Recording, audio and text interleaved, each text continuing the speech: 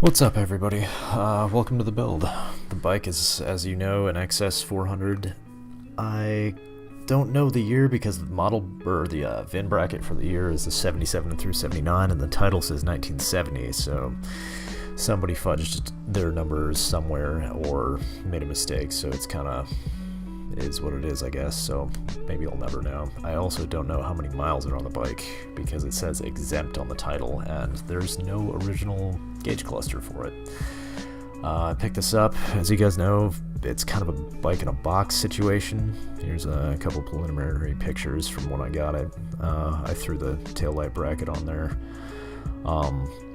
which also came with the bike. Basically, the owner threw a bunch of parts at it, and the second owner threw a bunch of parts at it, and then I wound up with it.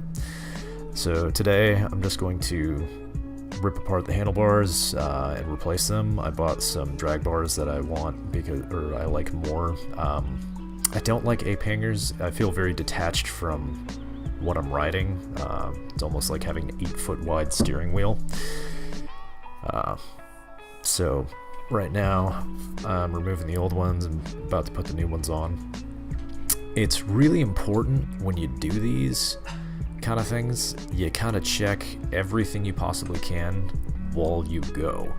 So right now I'm just going to snug everything up and not actually torque it down. I want to be able to move the bars around or tap them into place or anything, just in case it winds up being uncomfortable or they're shifted too far one way or bent too far down or too far up or anything like that. It should be a little bit pliable, snug but not tight.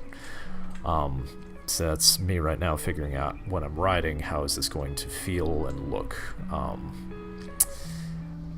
The cable position and all that kind of stuff actually wound up feeling pretty right, so I was lucky about that. Usually it takes me like 6 hours to put bars on because I'm feeling like, oh, it's just like half a millimeter one direction. It feels weird, but no, this is actually a pretty straight system.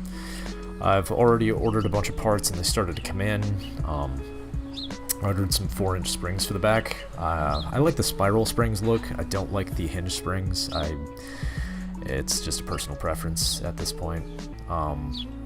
So I'm installing those. I'm just gonna drill right through the frame and then mount those there. What else?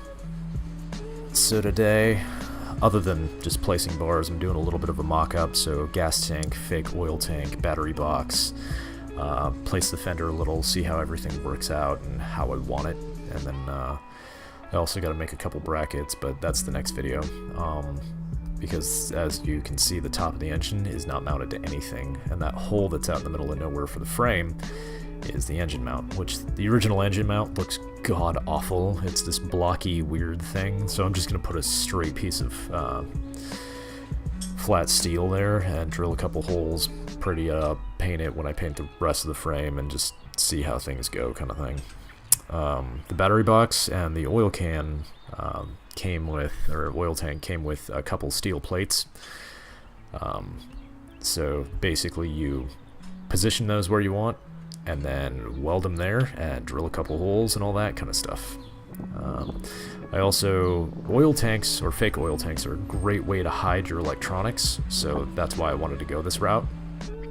I originally wanted my key on my left, but I wound up making it on my right because the chain drive is through there, and I don't want anything bad to happen.